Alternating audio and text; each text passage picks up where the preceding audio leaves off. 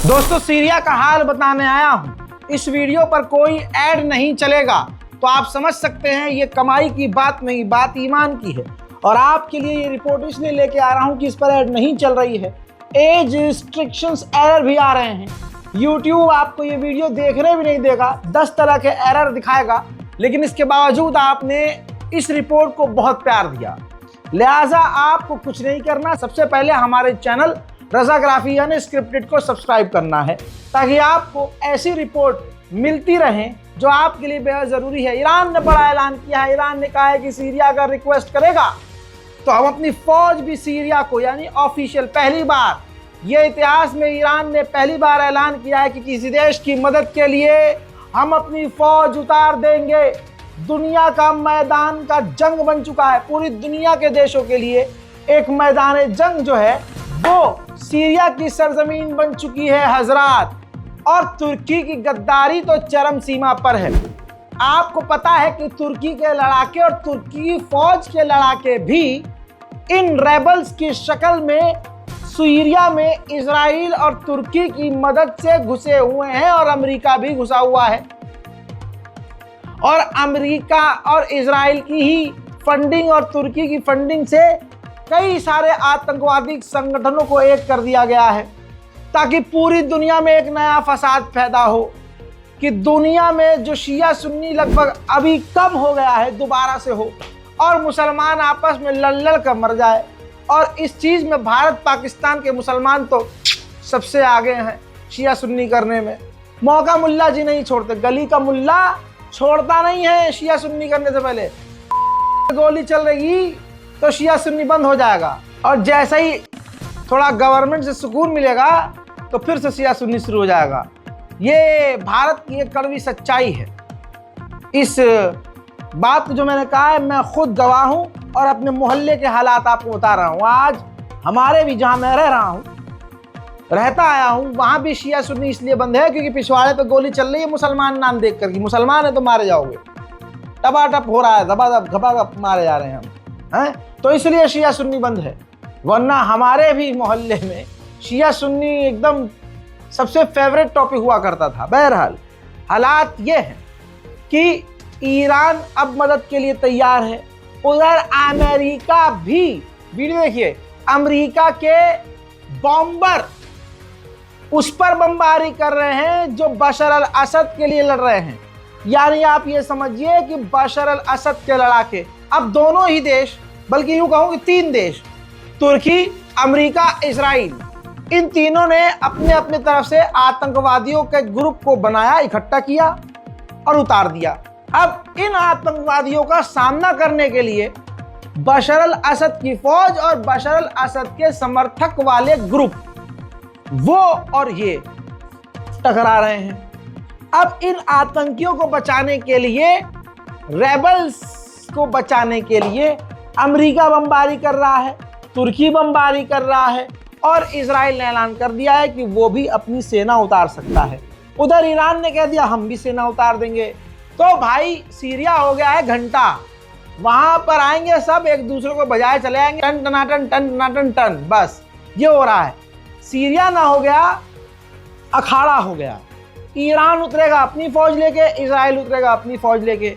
ना ईरान के अंदर नुकसान होगा जंग लड़ने में, ना नुकसान होगा इजराइल के अंदर, और दोनों देश की सेना यहाँ भिड़ जाएंगी। अल्लाह ना करे ऐसा हो। वहीं अब एक वीडियो दिखाऊंगा अमेरिका का बॉम्बर वॉरथॉग, जी हाँ, जो रेबल्स हैं, जो आतंकवादी हैं, जो वहां बशर अल असद की सरकार और लोगों को गिरफ्तार कर रहे हैं, मार रहे हैं, पीट रहे हैं, इलाकों पर कब्जा कर रहे हैं, उनकी मदद कर रहा है। दुनिया गवाह बन रही है कि आतंकवाद का खुलकर सपोर्ट करने वाला कौन है। देखिए, अमेरिका के बॉम्बर आतंकियों की मदद कर रहे हैं।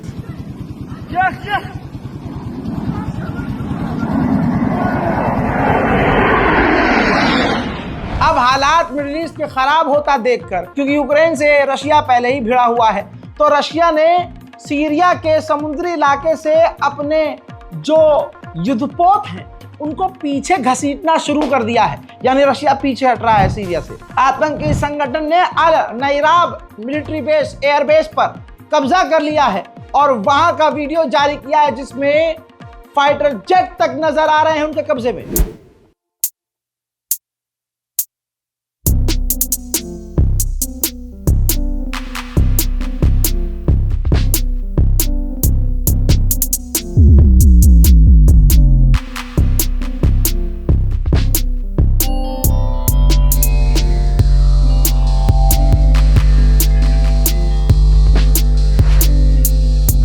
वहीं मेरे दोस्तों, इस आतंकी संगठन के समर्थन में उतरते हुए तुर्की ने एज यूजुअल एक बार फिर से कहा कि सीरिया को, बशर अल असद की सरकार को इन आतंकियों से डील करना चाहिए और विदेशी जो इसमें इन्वॉल्वमेंट हो रही है उस पर कोई इल्जाम नहीं लगना चाहिए। जैसे भारत कह देता है कि हमारे आंतरिक मुद्दों में कोई नहीं बोल सकता और हर देश कहता है कि हमारे इंटरनल मैटर में कोई नहीं बोल सकता, लेकिन तुर्की गधे का गू खा के कह रहा है कि नहीं, बाहर की जो ताकतें हैं, जो हथियार, मतलब यही है कि जो हथियार दे रहा हो, जो बाहर से बयान दे रहा हो, जो इन आतंकियों को सपोर्ट कर रहा हो, सीरिया के हालात पर उनको जो उकसा रहे हैं उनको जिम्मेदार हम नहीं बना सकते। सीरिया की आर्मी BUK मिसाइल सिस्टम, जो बड़ा मिसाइल सिस्टम है, वो भी छोड़कर भाग गई है। ऐसे सीरिया की फौज है। बड़े अफसोस की बात है। देखिए يا اخي ايش قله الذوق بنص الطريق بتصف الدبابات، ايش قله الحياه؟ اقل من الحياه النظام ما عدى علي، ايش شو هيك؟ بنص الطريق تكون ماشي بامان الله جايب لك دبابه بنص الطريق، تطلع BMW بنص الطريق، والله قله حياه هي. ما بصير تكون مسرع ماشي بامان ودبابه بوجهك، ما هيك ما هي ظابطه। जो इन आतंकवादियों को सपोर्ट कर रहे हैं कि रजा भाई ये सुन्नी हीरो हैं, याद रखिएगा ISIS जब आया था वजूद में तो तब भी आप जैसे लोग कह रहे थे कि ये आसमान से फरिश्ते उतरे हैं। हजरात, हुजूर की हदीस है, बूढ़ों और महिलाओं पर जुल्म नहीं करना, लेकिन तथाकथित नाउजुबिल्लाह सुन्नी का तो नाम भी नहीं जोड़ना चाहिए। ये देखिए, कुर्दिश जो औरतें और लड़कियां हैं उनको भी ये आतंकी गिरफ्तार करके ले जा रहे हैं। सारी दुनिया चुपचाप देख रही है कि दुनिया के तमाम बड़े आतंक के समर्थक देश एक छोटे और टूटे हुए देश पर बमबारी कर रहे हैं। तुर्की बमबारी कर रहा है, अमेरिका सीरिया पर बमबारी कर रहा है, अंदर आतंकवादी घुसे हुए हैं और इजराइल भी सीरिया की राजधानी दमिश्क पर बमबारी कर रहा है। देखिए इजराइल का हमला। एक सुकून की रिपोर्ट यह आई है कि Su-57 जो रूस का खतरनाक फाइटर जेट है, रशिया सीरिया को बचाने के लिए उन फाइटर जेट की टुकड़ी सीरिया भेज रहा है। मेरे दोस्तों, ये आपकी स्क्रीन पर अल जजीरा की एक रिपोर्ट है। अल नुसरा आतंकी संगठन का लीडर, जिसका नाम जोलानी है, मोहम्मद अल जोलानी, ये अल कायदा का, जो दुनिया के सबसे बड़े आतंकी संगठनों में अल कायदा आता है, उसका ये लीडर हुआ करता था। ये लीडर उससे अलग हुआ, दूसरी तंजीम बनाई आतंकी और उसमें ये लीडर बना। दोस्तों, अल कायदा से निकले हुए और अपने पर्सनल आतंकी ग्रुप बनाने वाले इस व्यक्ति को सपोर्ट करने वाला खुद अमेरिका और इजराइल और तुर्की है। मेरे दोस्तों, सीरिया में अगर आतंकवादी घुस चुके हैं, जो कि घुस चुके हैं, तो सीधा अब इराक को खतरा है, क्योंकि यही आतंकवादी धमकी दे रहे हैं कि हम इराक में घुसकर हजरत इमाम हुसैन का रोजा तोड़ेंगे। यह बड़ा खतरनाक कदम है और ऐलान है। यह आतंकवादी संगठन खुद मुसलमानों को और अहले बैत की निशानियों को मिटाने के लिए अलल ऐलान ये खुला आगे बढ़ रहे हैं। अब ऐसे में इराक बेचारा क्या ही कर सकता है। इराक की गवर्नमेंट ने अपनी फौज बॉर्डर पर तैनात करना शुरू कर दिया कि ये आतंकी हमारे यहाँ न घुस सकें, लेकिन इन आतंकवादियों का इराक में घुसना तय है। आज की इस वीडियो में, इस वीडियो को सेव करते हुए आज की तारीख को याद कर लेना, मोहम्मद रजा कह रहा है, क्योंकि इन आतंकवादियों को दुनिया की सबसे बड़ी ताकतों का समर्थन हासिल है। अमेरिका और इजराइल के हथियार और मुसलमान की भेष में आस्तीन का सांप तुर्की इन आतंकवादियों के साथ है। कोई बाइद नहीं कि ये इराक में घुसकर तमाम अहले बैत के मज़ारात को ये तबाह कर दें और इस्लाम और करबला की निशानियों को मिटाना शुरू कर दें। इस मामले में यूक्रेन का भी चेहरा याद रखिएगा। यूक्रेन का एक संगठन है, फौजियों का संगठन व्हाइट वुल्फ।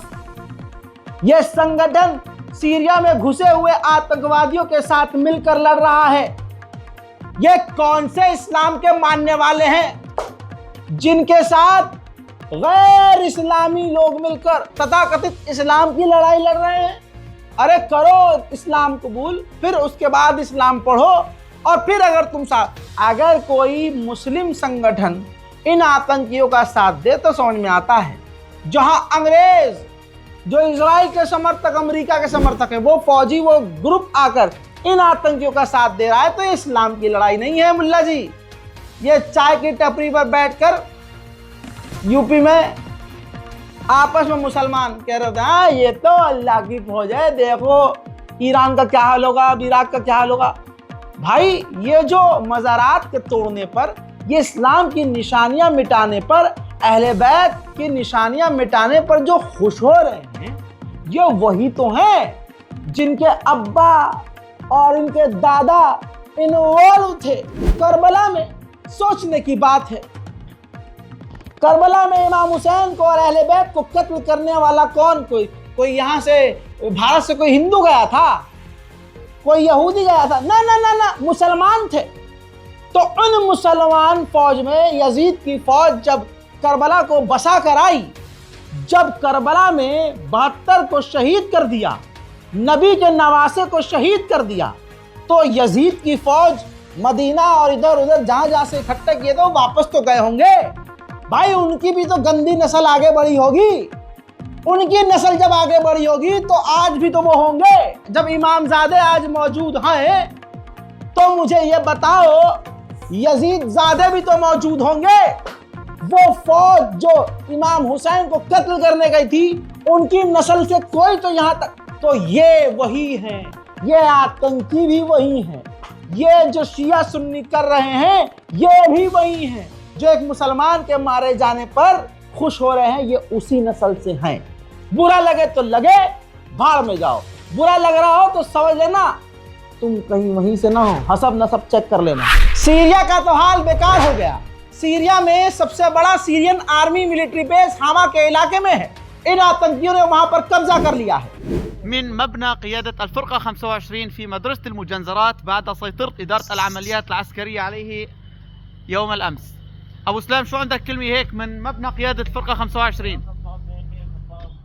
بإذن الله ساعات قليلة وتكون مدينة حماة محررة بشكل كامل بإذن الله، وبإذن الله متابعين على كل السكنات العسكرية بحيث تعود إلى أصحابها الأصليين المجاهدين بإذن الله تعالى. السلام عليكم. حيا الله الشيخ، الله يفتح عليكم يا رب.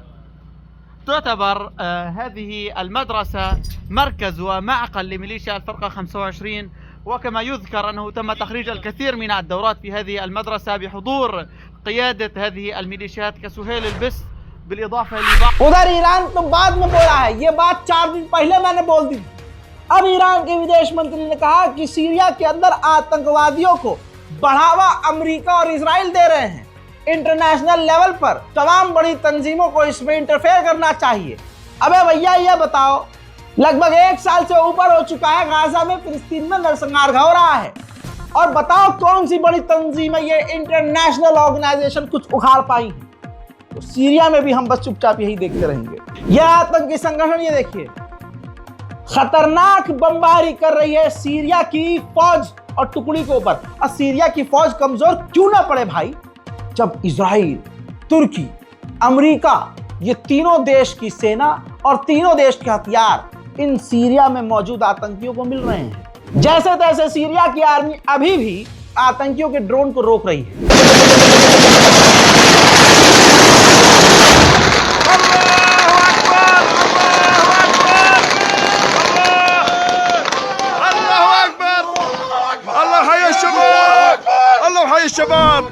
मेरे दोस्तों, बॉर्डर के इलाके में एक अच्छी खबर यह हुई है कि सीरिया के बॉर्डर के इलाके पर एक सीरिया का मिलिट्री बेस था जो सीरिया ने गंवा दिया था। सीरिया की फौज ने लड़कर उस बेस पर वापस कब्जा हासिल कर लिया है, अल्हम्दुलिल्लाह। देखिए,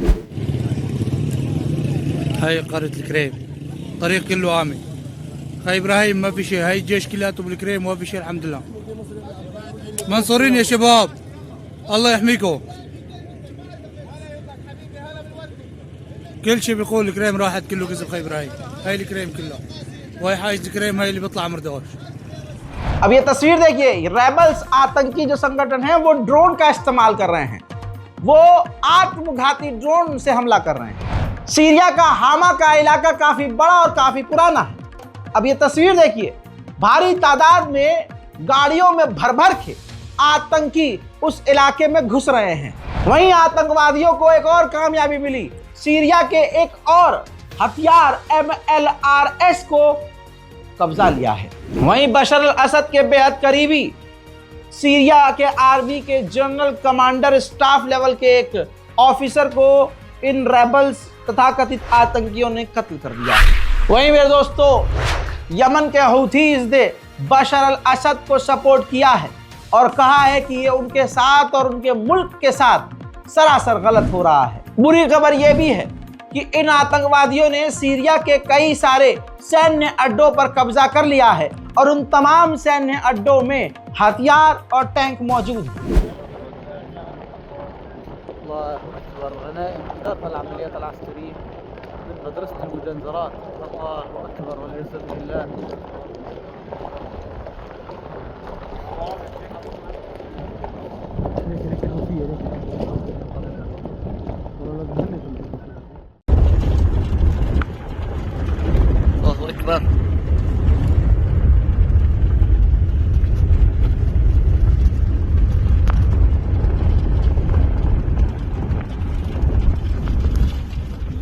لجوا عمليات عسكرية معركة دحر العدوان من داخل معسكر سروج المحرر بالكامل بعد فرار الميليشيات الطائفية منه.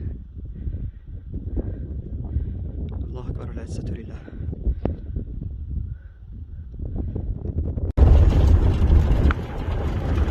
الله أكبر.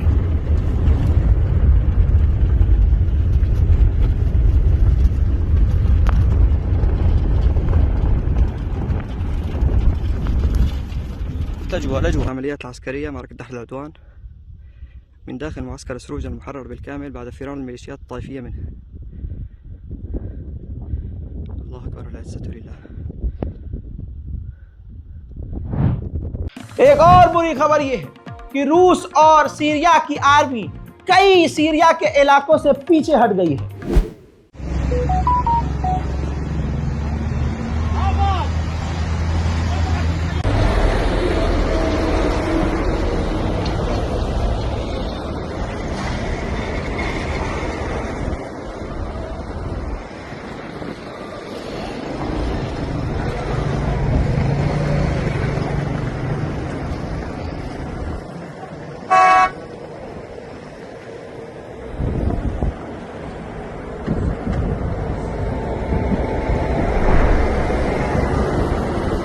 हशद शाबी इराकी ग्रुप अपने पूरे कमांड के साथ तेजी से सीरिया की तरफ बढ़ रहे हैं।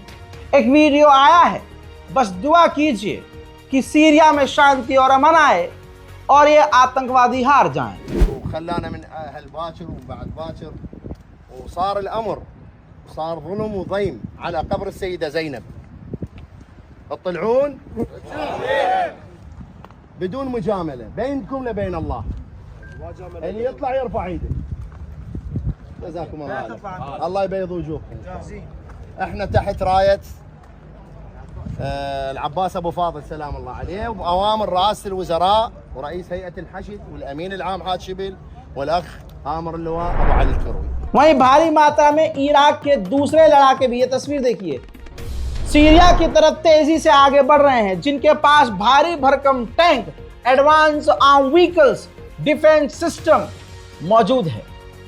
भारी मात्रा में इतनी बड़ी फौज खुद सीरिया के पास नहीं है जितनी बड़ी तादाद में इराक से फौज तेजी से सीरिया की तरफ बढ़ रही है। वहीं रूस ने सीरिया में मौजूद एक शहर इदलीब है, वहां आतंकियों का कब्जा था, जबरदस्त एयर स्ट्राइक रूस ने किया है।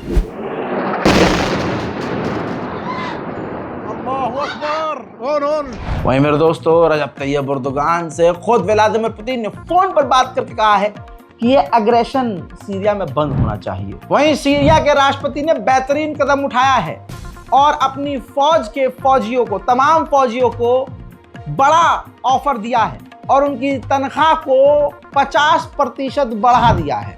ईरान के सुप्रीम लीडर के एडवाइजर ने कहा है कि तुर्की अमेरिका और इजराइल का पपेट बन चुका है। अमेरिका इजराइल के मकसद को ये खुद तुर्की पूरा कर रहा है और हम हर तरह से सीरिया के मजलूमों के साथ और सीरिया की गवर्नमेंट के साथ हैं। बड़ी खबर यह है कि सीरिया को ईरान ने गाइडेड बॉम्ब भी सौंप दिए हैं। वहीं इराक के प्रधानमंत्री ने बड़ा ऐलान कर दिया है। उन्होंने कहा कि सीरिया में जो बर्बादी हो रही है ये हम चुपचाप तो नहीं देखेंगे। ये अब तक का सबसे खतरनाक अपडेट है और ऐसा अपडेट आपको कोई यूट्यूबर नहीं देगा। रीजन यही है क्योंकि इतनी मेहनत करने के बाद, इतने सोर्स तलाशने के बाद, इतने प्रोडक्शन में मेहनत करने के बाद, एडिटिंग करने के बाद, आपके सामने रखने के बाद, इतनी मेहनत करने के बाद पैसा ही नहीं मिलेगा। इसलिए ईमान को आगे रखते हुए आपकी हिदायत पर, आपकी रिक्वेस्ट और आदेश पर यह रिपोर्ट मैंने आपके सामने पेश की है। मेरा साथ दीजिएगा, मेरी हिम्मत मत तोड़िएगा, चैनल को सब्सक्राइब कीजिएगा और इस वीडियो को लाइक जरूर कीजिएगा। लाइक जितने ज्यादा आप करेंगे उतना ही ये वीडियो YouTube मजबूरी में दूसरों तक भी पहुंचाएगा, रिकमेंड करेगा। इस चीज को समझिए। रिपोर्ट को शेयर कीजिए। मैं हूं रजा और आप देख रहे थे रजाग्राफी अनस्क्रिप्टेड। जय हिंद।